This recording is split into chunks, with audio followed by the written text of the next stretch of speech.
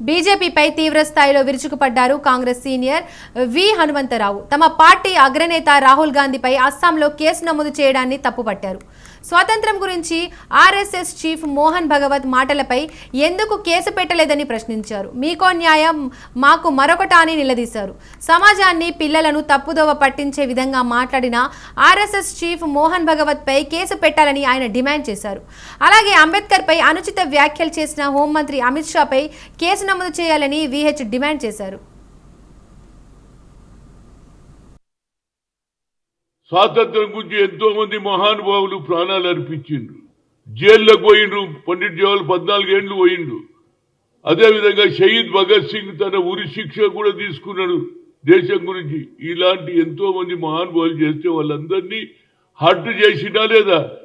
చిన్న పిల్లవాడిని అడిగితే చెప్తారు ఎప్పుడు వచ్చిందా స్వాతంత్రం అంటే 1947 అంటాడు. ఈయన కొత్త చరిత్ర రాస్తున్నాడు. కనుక మోహన్ భగత్ మీద కేసు పెట్టాల్సిందే.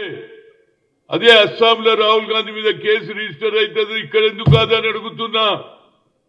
ఇక్కడ ప్రభుత్వాన్ని నేను కోరుతున్నా, తప్పనిసరిగా మోహన్ భగత్ మీద కేసు పెట్టాలి. లేకపోతే వచ్చే తరంలో పిల్లలందరూ కూడా ఏమంటారు, అయోధ్యలో గుడి కట్టినాకనే నిజమైన స్వాతంత్రం అంటే ఎంత అవమానం అండి మనకు.